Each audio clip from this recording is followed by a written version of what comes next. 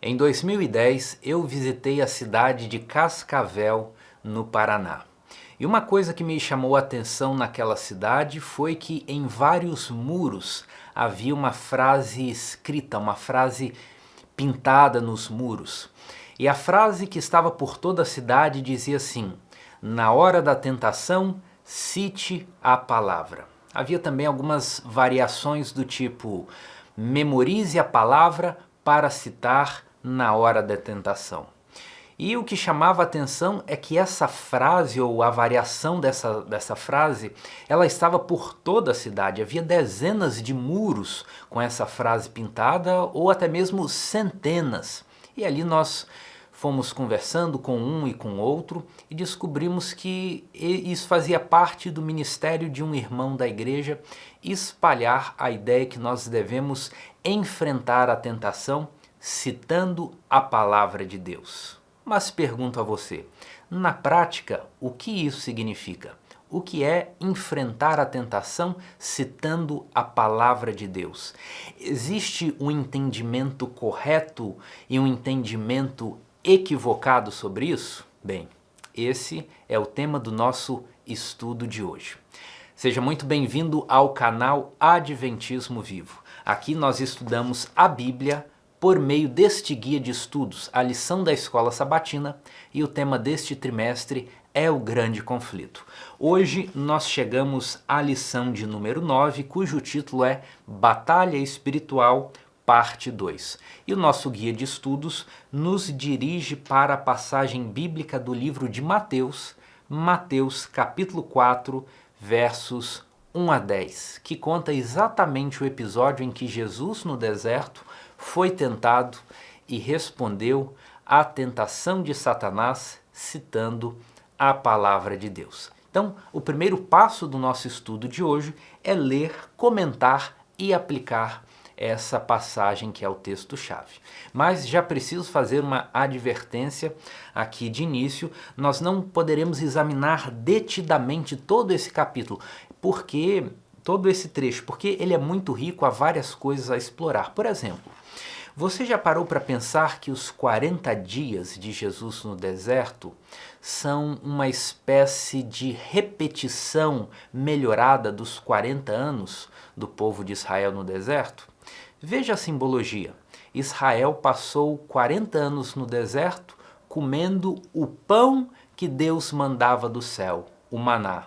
E Jesus vai para o deserto e fica 40 dias sem comer o pão. Inclusive, a primeira tentação do diabo é justamente dizer que ele poderia transformar as pedras em pão. Então, existe aí uma conexão entre a experiência de Jesus e o povo de Israel no deserto. Como você pode ver, esse relato ele pode ser explorado de muitas formas profundas, mas aqui nós vamos nos concentrar em como Jesus lidou com a tentação. Então, sem mais demoras, vamos iniciar a leitura. Mateus capítulo 4, a partir do verso 1, diz assim: A seguir, foi Jesus levado pelo Espírito ao deserto para ser tentado pelo diabo.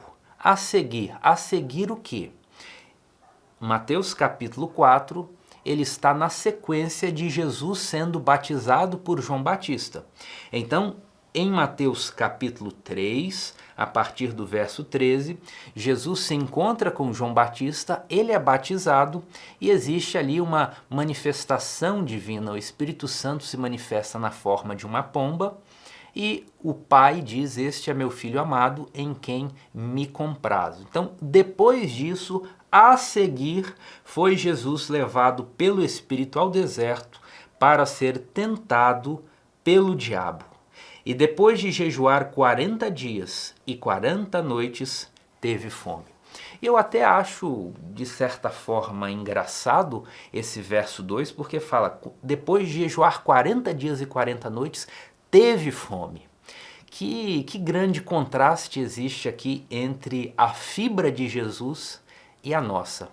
Muitos de nós, com 3 horas de abstinência de alimento, já dizemos: eu estou com fome.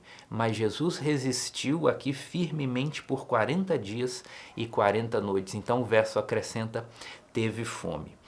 Esse jejum aqui, muitas pessoas apresentam como se fosse um jejum sobrenatural.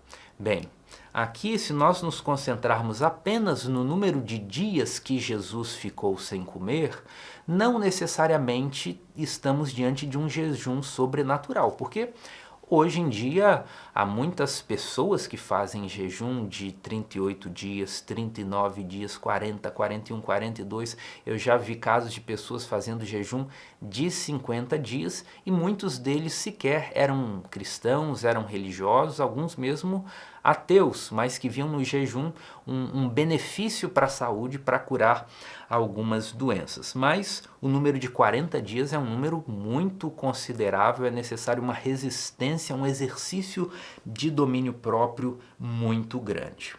Agora, o que eu quero comentar aqui no verso 1 é essa expressão: Jesus foi ao deserto para ser tentado pelo diabo.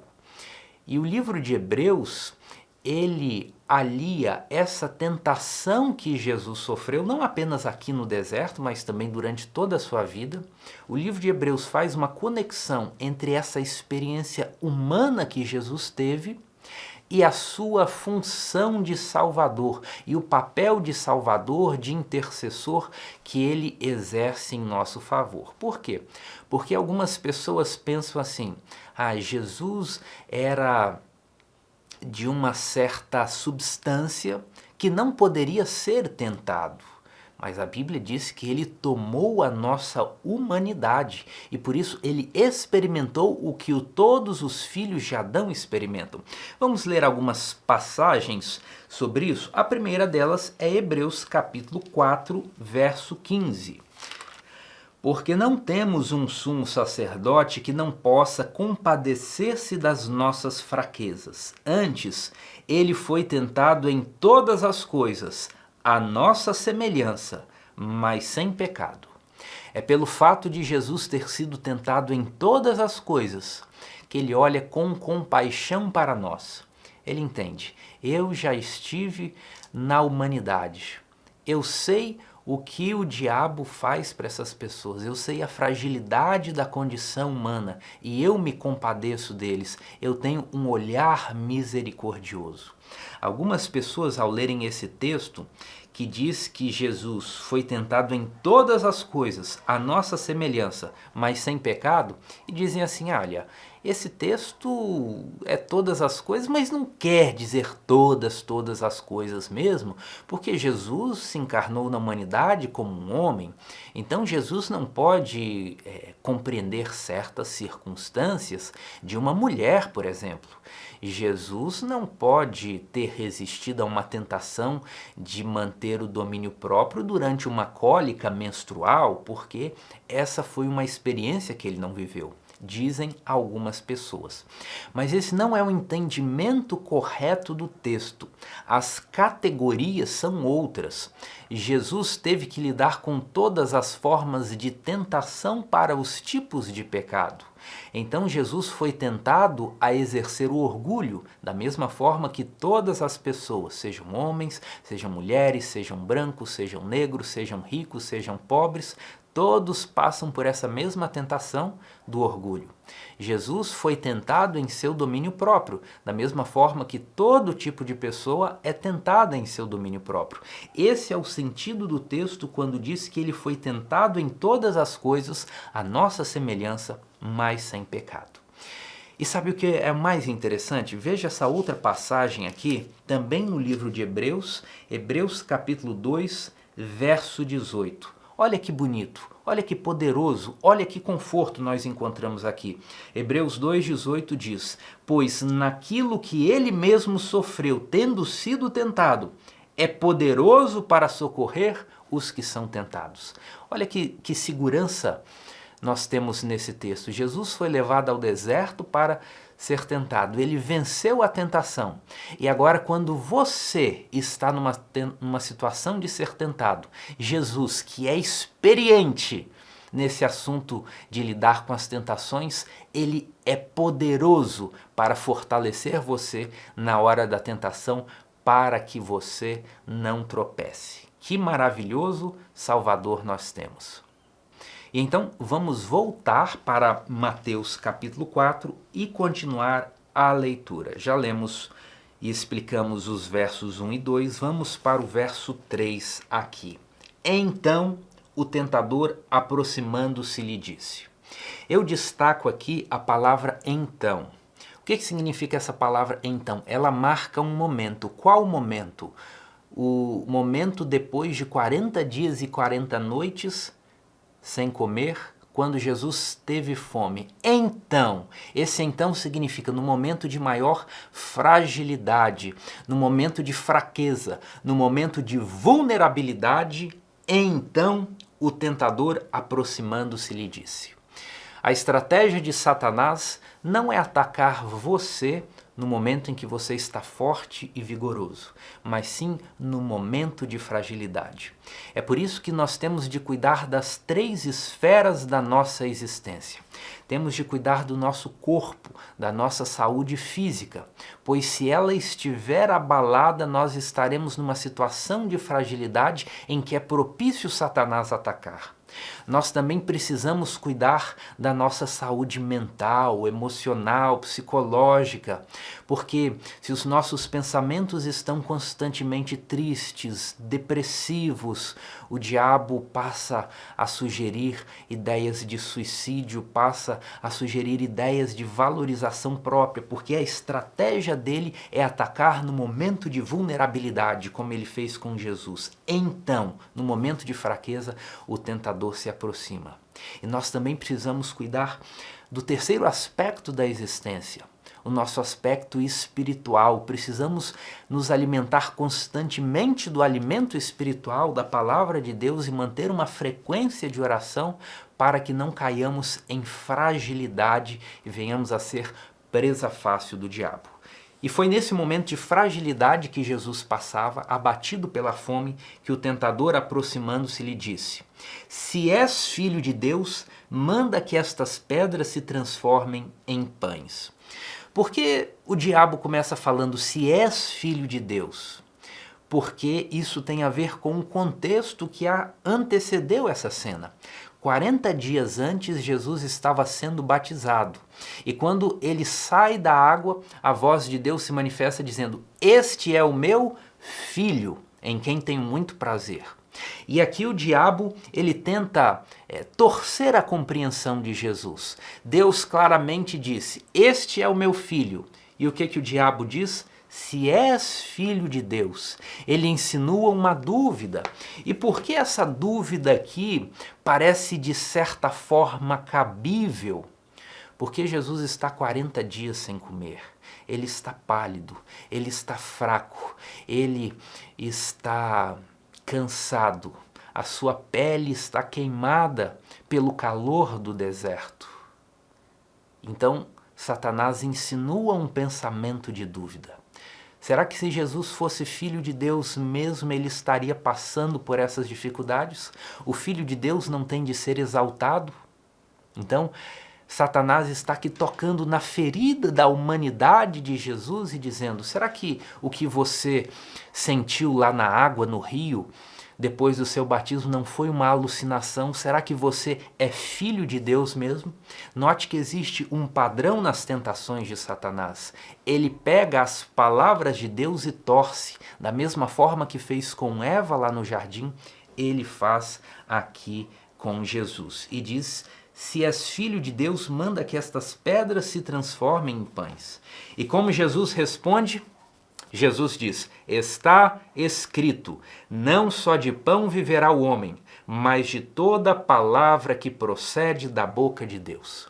Aqui Jesus está citando o texto de Deuteronômio capítulo 8, verso 3, que diz que Deus guiou o povo pelo deserto e permitiu que eles enfrentassem agruras e fez o maná cair do céu para testar o povo, para saber o que ia no seu coração e para ensinar que não só de pão vive o homem, mas de toda palavra que sai da boca de Deus. Qual foi essa primeira tentação de Satanás? A primeira tentação de Satanás é colocar o apego aos bens materiais, às coisas físicas, acima da fidelidade a Deus. essa tentação com que Jesus teve que lidar é a tentação com que todos os seres humanos, em maior ou menor medida, também têm de lidar. A tentação de estabelecer uma hierarquia errônea entre os bens materiais e as coisas físicas e a fidelidade e a fé em Deus. Jesus colocou as coisas na perspectiva correta. Não só de pão viverá o homem. O mais importante é a palavra que sai da boca de Deus. Vamos agora para o verso 5, a segunda tentação. Então o diabo levou a cidade santa, colocou-o sobre o pináculo do templo e lhe disse: se és filho de Deus, novamente o questionamento que contrasta com a clara expressão de Deus no batismo de Jesus, se és filho de Deus, atira-te abaixo, porque está escrito: aos seus anjos ordenará a teu respeito que te guardem, e eles te sustentarão nas suas mãos, para não tropeçares em alguma pedra. Veja o que o diabo está fazendo aqui. Para tentar a Jesus, o diabo cita a Bíblia. Sim, quando ele fala assim: aos seus anjos ordenará a teu respeito que te guardem, e eles te sustentarão nas suas mãos, para não tropeçares em alguma pedra, Satanás está citando o Salmo 91, versos 11 e 12, mas ele está fazendo uma aplicação errada. Quer ver só? Vamos abrir a Bíblia aqui no Salmo 91 e conferir a citação completa. Salmo 91, verso 11 diz: porque aos seus anjos dará ordens a teu respeito, para que te guardem em todos os teus caminhos.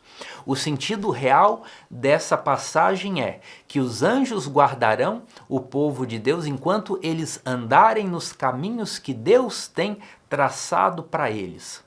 Mas não podemos contar com a benevolência e com a proteção divina quando nos colocamos fora dos caminhos de Deus e nos arriscamos indevidamente, sem propósito, que era exatamente a proposta de Satanás aqui. Então perceba que mesmo uma citação da Bíblia mal aplicada, tirada do contexto, interpretada erroneamente, pode ser uma tentação, uma estratégia do diabo. Então não é porque um certo discurso cita a Bíblia que ele está automaticamente validado, correto. Não. O diabo citou a Bíblia aqui e lá no Éden ele citou parte das palavras de Deus, mas torceu o real sentido delas. E como Jesus respondeu a isso no verso 7? Respondeu-lhe Jesus: também está escrito: não tentarás o Senhor teu Deus. E aqui Jesus está citando novamente o livro de Deuteronômio no capítulo 6, verso 16, mas Jesus faz a citação conforme a tradução da Septuaginta, que é a tradução do texto do Antigo Testamento do hebraico para o grego. Se você for a Deuteronômio 6,16 na sua Bíblia, vai haver uma pequena variação. Então, Jesus aqui está citando: não tentarás o Senhor teu Deus, Deuteronômio 6,16, com base na tradução da Septuaginta. Qual foi a grande tentação que Jesus experimentou aqui nesse segundo momento? A tentação de querer a bênção e a proteção de Deus vivendo em desobediência. Essa também não é uma tentação com a qual todos nós nos deparamos. Queremos o favor de Deus e a sua benevolência, mas também somos tentados a renunciar à responsabilidade que a Bíblia claramente diz que nós temos. Terceira e última tentação, verso 8. Levou ainda o diabo a um monte muito alto, mostrou-lhe todos os reinos do mundo e a glória deles. Ele disse: tudo isso te darei, se prostrado me adorares. Então Jesus lhe ordenou: retira-te, Satanás, porque está escrito: ao Senhor teu Deus adorarás, e só a ele darás culto. Com isso, o deixou o diabo, e eis que vieram anjos e o serviram. Esse verso é muito interessante porque Jesus não questiona a oferta de Satanás como se ela não fosse real. Se o diabo diz que daria os reinos a Jesus, é porque o diabo é o comandante, é o detentor do poder dos reinos. E se nos lembrarmos da lição da semana passada, vamos ver que o diabo está ativamente empenhado em influenciar a mente dos governantes. Satanás é chamado na Bíblia de príncipe deste mundo, porque ele usurpou esse cargo que foi dado a Adão quando Deus criou o mundo. Então Jesus não questiona essa afirmação de Satanás que poderia dar os reinos. Jesus questiona o ponto da adoração. Apenas Deus deve ser adorado. Bem, o que nós retiramos desse episódio aqui, que é o texto-chave da lição? Nós vemos que Jesus enfrentou a tentação citando textos da Bíblia, mas previamente a isso, nós podemos destacar que Jesus teve de memorizar os textos, Jesus teve que entender e estudar os textos e Jesus teve que também aprender a fazer a aplicação correta desses textos. E é por isso que aqui no canal nós frisamos tanto que um estudo da Bíblia deve envolver as 3 etapas: leitura do texto, explicação e aplicação. Nós precisamos fazer isso para que o texto seja uma realidade viva para nós. Então, irmãos, o que nós retiramos? Jesus enfrentou a tentação citando a palavra de Deus da mesma forma que os muros, aquela escrita pintada nos muros da cidade de Cascavel, no Paraná, nos sugeriam. Agora, qual é a compreensão correta e incorreta sobre essa prática de combater a tentação citando a palavra de Deus? Vamos começar com a maneira equivocada. Nós não podemos ter uma visão sacramental da citação das palavras de Deus. O que é uma visão sacramental? É a crença de que uma certa prática, de que um ato externo ou visível pode manipular a graça de Deus. Então, se eu cito uma palavra mágica, se eu cito uma fórmula específica, eu vou, de certa forma, manipular os elementos sobrenaturais. Isso não é bíblico, não é assim que funciona. Essa ideia equivocada, ela aparece, por exemplo, naquelas pessoas que têm a prática de deixar a Bíblia aberta em cima de um pedestal na sua casa e a Bíblia fica aberta no Salmo 91. Por quê? Porque isso vai trazer proteção, vai blindar a casa contra os demônios. Isso não existe. Isso é uma visão sacramental, isso é uma visão mágica do mundo espiritual.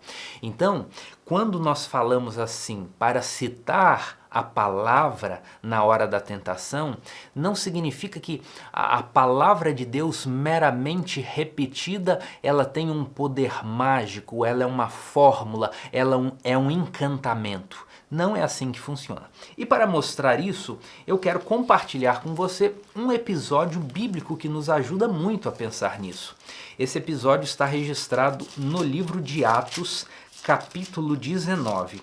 Veja o que estava acontecendo aqui. Atos 19, a partir do verso 13, diz o seguinte: alguns judeus exorcistas ambulantes tentaram invocar o nome do Senhor Jesus sobre os possessos de espíritos malignos, dizendo: esconjuro-vos por Jesus, a quem Paulo prega.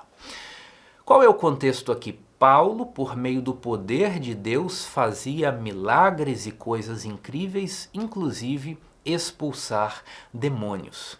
E então esses judeus exorcistas, eles olham para aquilo e falam: olha, descobrimos aqui uma nova palavra mágica, descobrimos aqui uma nova fórmula para manipular o mundo espiritual. Agora nós não podemos usar aquelas velhas fórmulas que nós usamos. Nós descobrimos uma fórmula que é melhor, e a fórmula é citar o nome de Jesus Cristo. Assim nós conseguiríamos ter poder espiritual sobre as trevas. Mas qual foi o resultado disso aqui? Mas o espírito maligno lhes respondeu: conheço Jesus e sei quem é Paulo. Mas vós, quem sois? E o possesso de espírito maligno saltou sobre eles, subjugando a todos, e de tal modo prevaleceu contra eles, que desnudos e feridos fugiram daquela casa. Então perceba aqui que o demônio temia o nome de Jesus quando o nome de Jesus era invocado por alguém que tinha relacionamento com Jesus. Então aqui a expulsão de demônios não dizia respeito a uma fórmula, mas dizia respeito a um relacionamento, a um caráter espiritual muito bem consolidado, que tinha fé e confiança para pedir que o Senhor Jesus operasse. A expulsão do demônio aqui não tinha a ver com repetir uma fórmula mágica. Então, o que nós retiramos disso aqui é que existe uma ideia equivocada sobre enfrentar as tentações e as ciladas de Satanás, citando a palavra de Deus. Você não pode ter uma visão mágica, uma visão sacramental. Não existe um poder mágico que age independente da fé da pessoa. Primeiro existe o elemento subjetivo, é ele que opera. Uma pessoa que possui um relacionamento íntimo com Deus e com Jesus, ele ora e a sua oração é respondida. Não que as palavras tenham um poder mágico. Muito bem, já vimos o sentido equivocado de enfrentar a tentação repetindo as palavras de Deus, as palavras da Bíblia, e agora vamos ver o conceito correto. E para isso nós vamos novamente ao livro de Salmos, Salmo 119, verso 11. É um texto muito conhecido, certamente você sabe de cor, e ele diz assim: guardo no coração as tuas palavras para não pecar contra ti. Aqui a ideia é repetida de uma outra forma. É porque eu tenho a palavra de Deus no meu coração que eu não peco contra ele. E o sentido é muito próximo. Eu preciso da palavra para não cair na tentação, para não cometer o pecado. Mas eu quero perguntar a você, na prática, o que significa guardar no coração as palavras de Deus? Ou isso aqui é meramente um texto poético, uma forma bonita de falar? Não, nós não podemos encarar dessa maneira. Nós temos de ler o texto bíblico e nos perguntar, na prática, o que significa? Na minha vida, como eu posso aplicar isso? Então, vamos entender o que significa guardar as palavras de Deus no coração. Qual é o sentido do coração? Para nós entendermos isso, eu vou marcar aqui com um dedo, minha mão em Salmo 119, e com a outra eu vou para Mateus capítulo 15. Porque nós vamos descobrir aqui o sentido de coração. Mateus capítulo 15, verso 19, Jesus diz assim: porque do coração procedem maus desígnios, homicídios, adultérios, prostituição, furtos, falsos testemunhos e blasfêmias. Todas essas coisas, aqui na linguagem de Jesus, procedem do coração. Então, o que nós concluímos daqui? O coração é tido na Bíblia como a sede dos nossos pensamentos. Não é assim? Antes de cometer um adultério, a pessoa mentaliza, pensa, alimenta aquela coisa. O pecado é primeiro gerido na mente, e a mente é chamada na Bíblia de coração. Visto isso, nós voltamos aqui para Salmo 119, e nós podemos ler: guardo no coração as tuas palavras para não pecar contra ti. E nós poderíamos ler o seguinte: guardo na minha mente as tuas palavras para não pecar contra ti. Ora, mas o que exatamente significa isso? O que é guardar na mente as palavras de Deus? Será que é decorar? Será que é memorizar?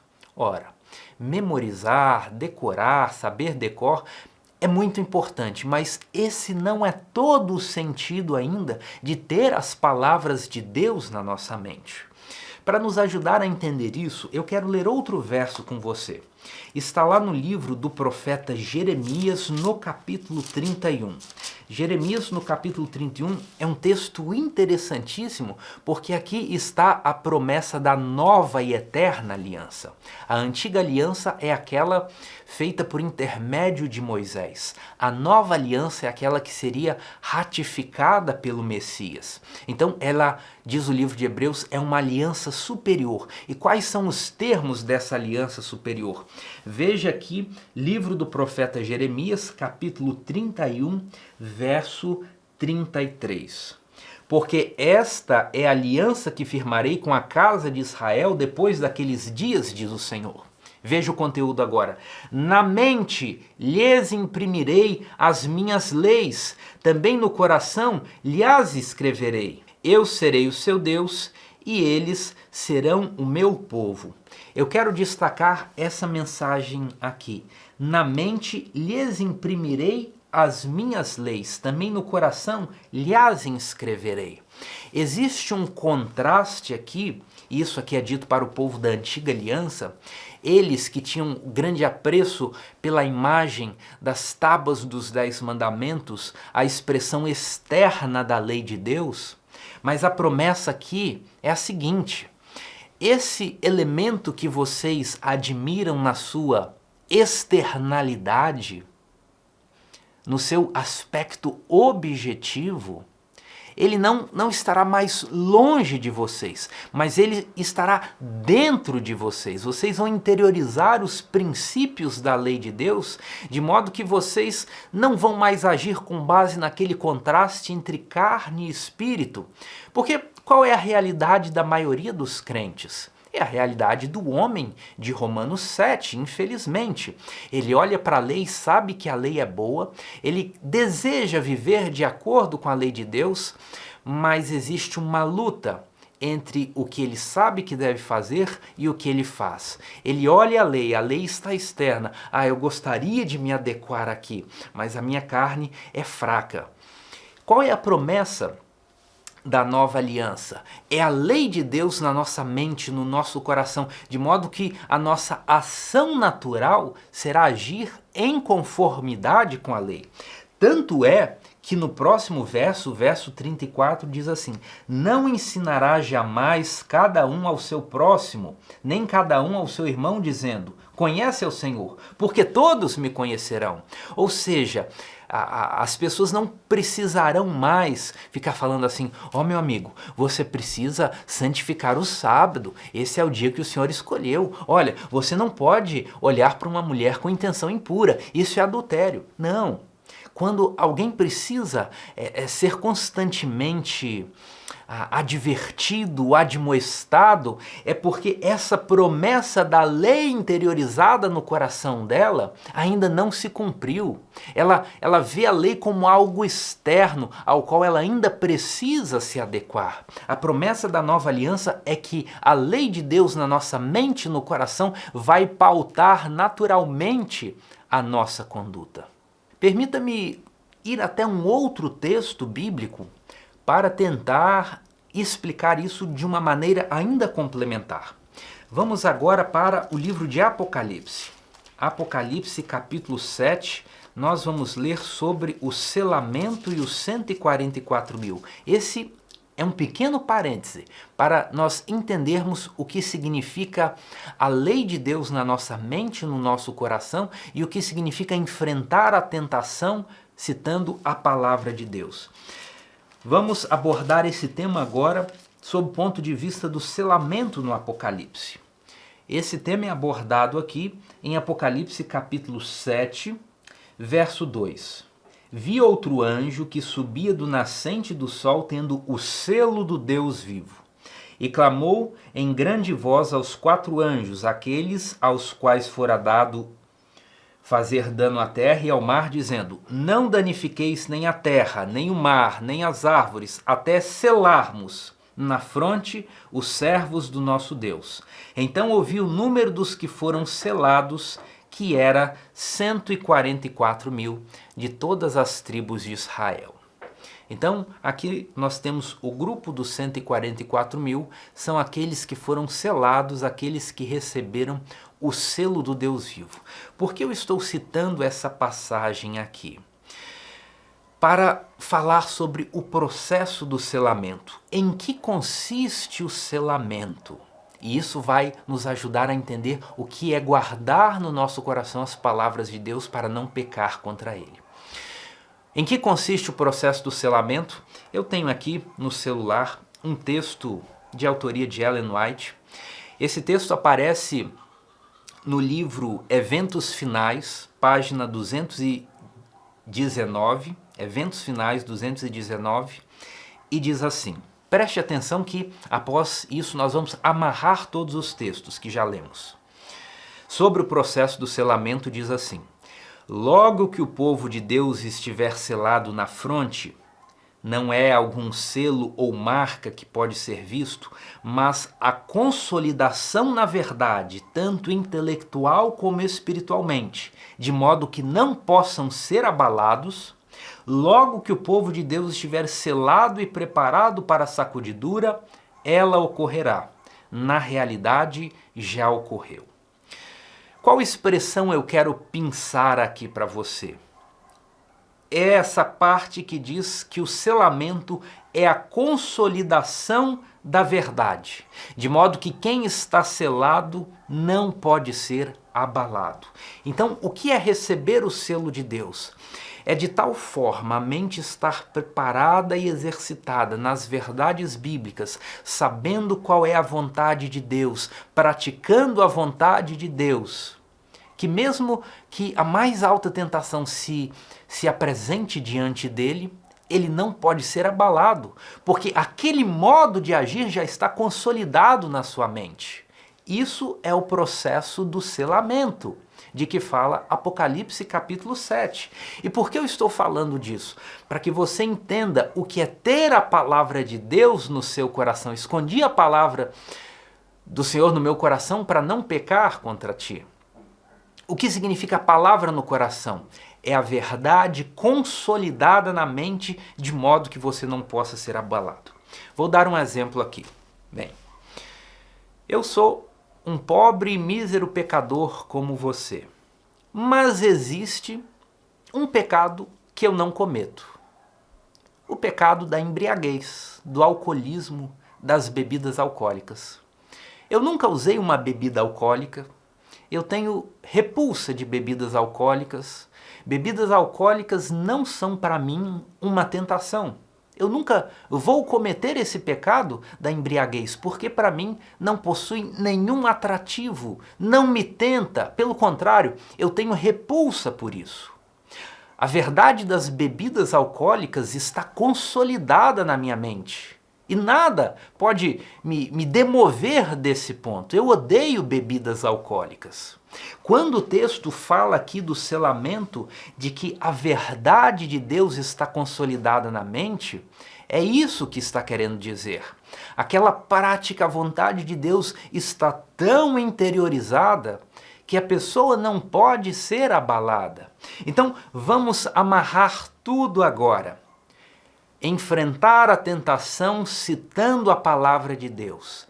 Já vimos que a mera citação das palavras como algo mágico, como uma fórmula especial, não tem valor nenhum. As palavras de Deus só são úteis na hora de enfrentar o inimigo quando elas foram interiorizadas, quando elas foram guardadas no coração por meio de uma relação vívida com Deus. E essa relação vívida com Deus faz a verdade ser depositada na nossa mente. Nós vamos nos acostumando com aquela forma de pensamento, com aquela forma de ação, que no momento da tentação, aquilo está tão arraigado na nossa mente, que nós vamos responder como Jesus. Está escrito, não tentarás o Senhor teu Deus. Está escrito, nem só de pão viverá o homem, mas de toda palavra que sai da boca de Deus. E sabe qual outra lição nós podemos retirar? Da mesma forma que as verdades da palavra de Deus podem ser consolidadas na nossa mente, de modo a nunca nos demovermos dela, as palavras do inimigo, os seus conceitos, a sua forma de pensar deturpada, também pode ser consolidada na nossa mente. E sabe qual é o maior meio que Satanás usa para isso? O cinema, as músicas e a cultura popular. As músicas que falam de imoralidade sexual, que tocam o tempo todo no Brasil. Não posso falar por outros países, mas aqui no nosso país, as músicas são uma pornografia cantada. E aquilo vai sendo escutado, e o nosso nível moral vai sendo rebaixado. E aquelas ideias das músicas vão sendo fixadas na nossa mente, de modo que, depois de anos de exposição, nós já achamos normal, aceitável as práticas que são mencionadas na música.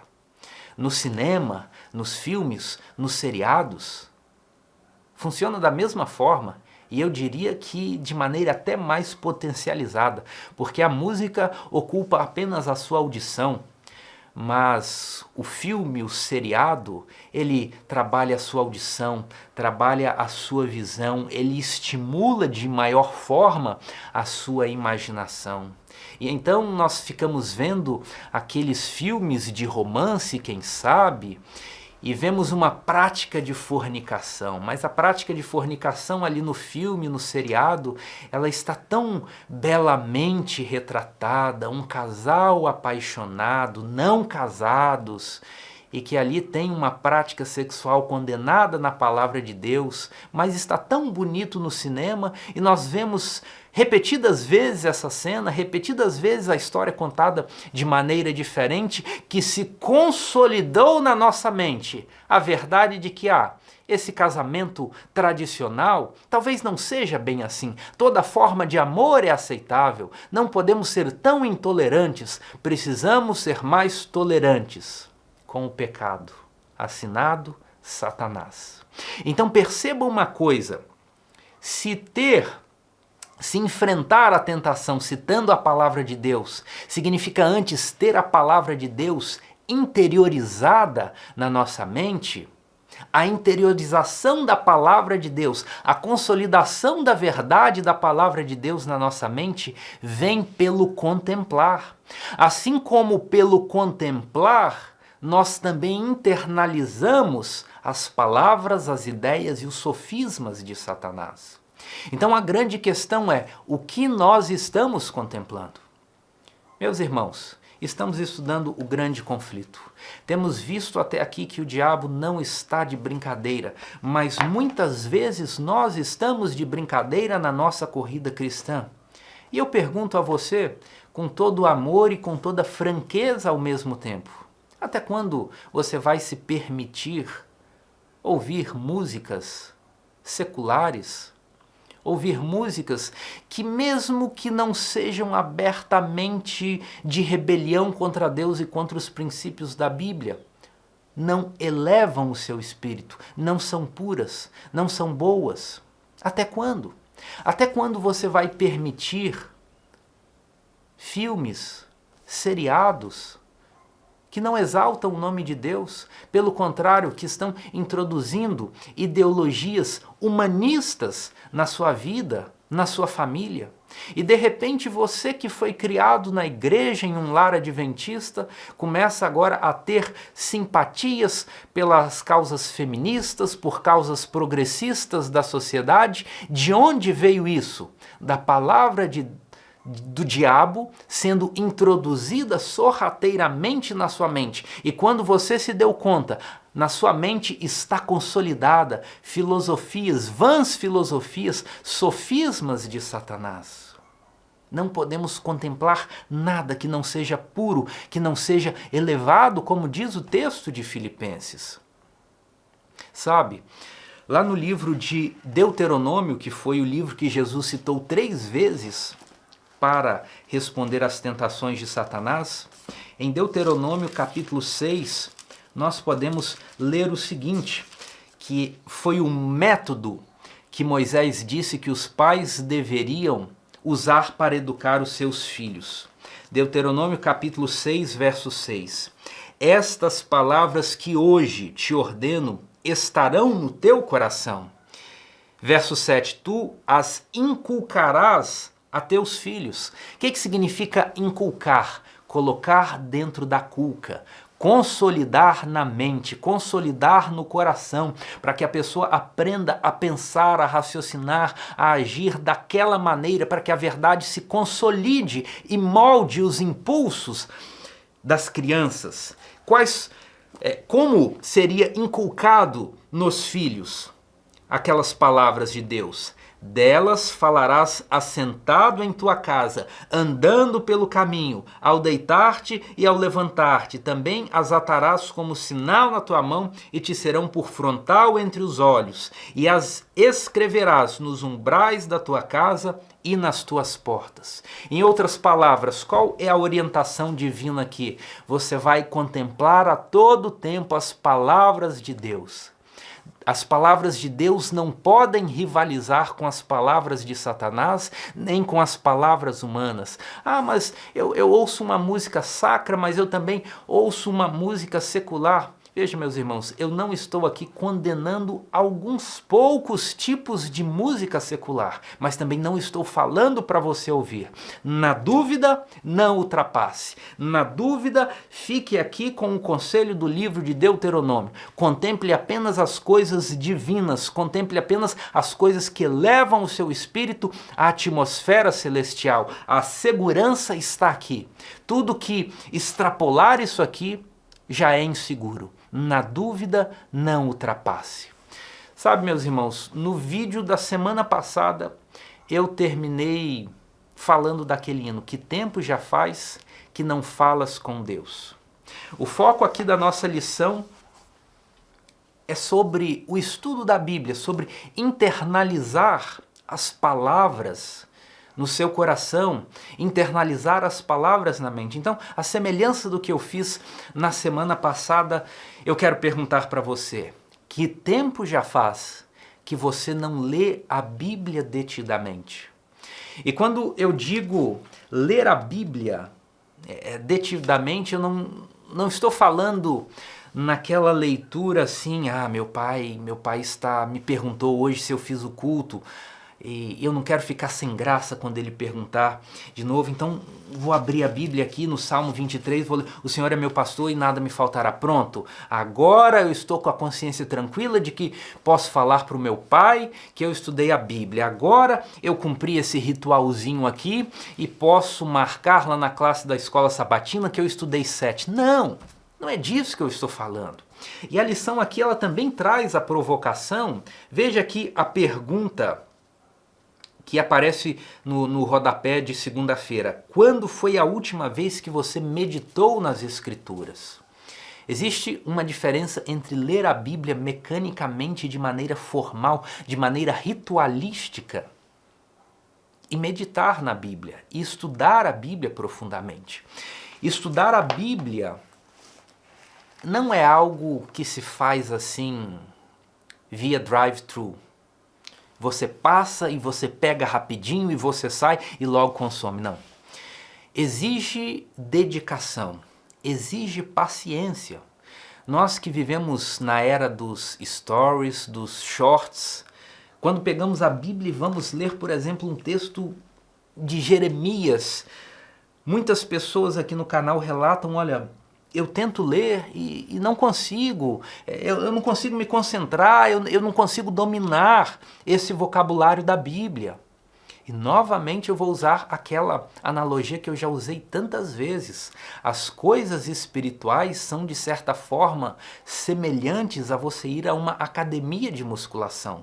No primeiro dia que você chega, você não consegue erguer o peso, consegue fazer poucas repetições, mas com o passar dos meses e dos anos, você cria musculatura e é capaz de fazer grandes, intensos exercícios. Assim são também as coisas espirituais. Nós precisamos criar musculatura espiritual, e para você conseguir isso, você precisa começar. Que tempo já faz que você não se dedica ao estudo da Bíblia? Um estudo em que você lê e você medita. O que significa isso para mim? Eu preciso interpretar qual é o sentido dessa palavra. Eu não conheço essa palavra. Por exemplo, eu gosto muito de citar aquele texto em que Paulo diz que Jesus é propiciação pelos nossos pecados. E quantas vezes eu já preguei na igreja e já provoquei os irmãos dizendo assim: irmãos, quem aqui pode me falar o que é propiciação? Não é uma palavra que a gente usa no dia a dia, é uma palavra muito específica para o contexto da Bíblia. Mas o que acontece? Nós passamos anos frequentando a igreja, anos dizendo que somos cristãos e não sabemos o sentido de algumas palavras importantes da Bíblia. Por quê? Isso denuncia que nos falta um estudo mais sério da Bíblia. Veja, nem todos fomos chamados para sermos teólogos. Paulo, quando está falando sobre os dons na igreja, diz que uns são pastores, uns são evangelistas, alguns são mestres. Ser um mestre em teologia não é para todos, esse não é o chamado bíblico para todos. Mas o chamado de estudar a Bíblia profundamente, de meditar na Bíblia profundamente, esse é um chamado para todos. Então, você precisa se exercitar no exercício de leitura da palavra de Deus. Muitas vezes vai ser difícil, mas se a cada dia que você se deparar com uma palavra desconhecida, você consultar o dicionário e quem sabe criar um caderno em que você anota as palavras difíceis e depois procura o sentido delas e escreve ali o sentido daquela palavra que você acabou de descobrir, e durante a sua leitura você tem uma dúvida e você anota a sua dúvida no caderno e você pergunta para o pastor da igreja, para o ancião, ou você manda a sua dúvida aqui para o canal. Então você vai crescendo com esse exercício e a sua leitura começa a ficar mais fluida, uma leitura mais agradável. Então você começa a relacionar as passagens. Então Jesus lá em Mateus 4, ele está citando Deuteronômio capítulo 6. Então existe uma correlação entre Jesus se abstendo de pão durante 40 dias e os 40 anos de peregrinação do povo de Israel no deserto, durante os quais Deus fez chover pão do céu, e as coisas começam a fazer um sentido. Isso vai trazendo alegria espiritual para você, porque dirige seus pensamentos para uma atmosfera superior que nenhum filme, nenhum livro de ficção, nenhuma distração desse mundo pode proporcionar. Essa alegria, essa riqueza interior de você ler, entender e contemplar a palavra de Deus. Pode ser que nesse momento você me diga assim: olha, eu gostaria de realmente dar mais importância para a palavra de Deus. Eu quero meditar mais na palavra de Deus. Como diz aqui em Deuteronômio capítulo 6, verso 6, eu quero inculcar essas palavras aqui na minha mente, ó. E para fazer isso, o que eu preciso fazer? Talvez essa seja a sua grande questão. Como, na prática, o que eu devo fazer? O primeiro passo é citar aqui o texto de Deuteronômio capítulo 6. Das palavras de Deus, falarás assentado em tua casa, andando pelo caminho, ao deitar-te e ao levantar-te. Também as atarás como sinal na tua mão e te serão por frontal entre os olhos, e as escreverás nos umbrais de tua casa e nas tuas portas. O primeiro passo para quem quer internalizar e consolidar a palavra de Deus na sua mente é saturar a mente de coisas espirituais. Saturar a mente da palavra de Deus. Na prática, o que significa saturar a mente com a palavra de Deus? Significa que você vai contemplar a palavra em todo o tempo durante o seu dia, em todo o tempo que for possível. Então você vai acordar e a primeira coisa que você vai fazer é orar, agradecendo a Deus, e logo vai pegar sua Bíblia e vai ler uma porção e vai meditar nela. E se você se deparar com uma palavra que não conhece, você vai consultar o dicionário. Se você durante a sua leitura tiver uma dúvida, você vai anotar essa dúvida e vai perguntar para quem tiver condição de ajudá-lo na compreensão do texto bíblico.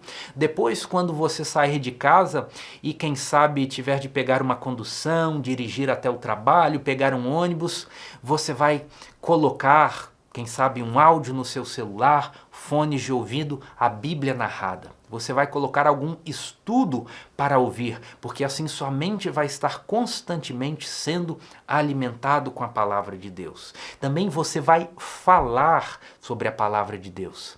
Se existe alguém no seu círculo de convivência que, quando você quer falar sobre a palavra de Deus, ele desconversa, ele deixa de lado, ele fala que você está incomodando, você então vai precisar fazer novas amizades, você vai precisar se relacionar com quem também gosta de falar da palavra de Deus, para que assim você também aumente para outros âmbitos da sua vida esse processo de saturar a mente com a palavra de Deus.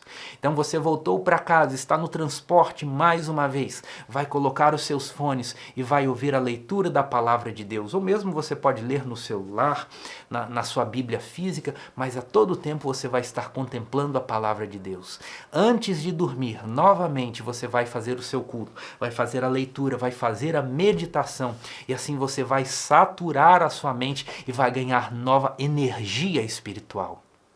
Então você vai para o próximo passo. Eu quero compreender melhor. E você vai pegar os livros do Espírito de Profecia. Começar com Patriarcas e Profetas, Profetas e Reis, O Desejado de Todas as Nações, Atos dos Apóstolos, O Grande Conflito, esses 5 livros. E você vai ler esses livros em paralelo com a leitura da Bíblia. Como assim? Essa série Conflito de 5 volumes, ela é como se fosse um comentário da Bíblia.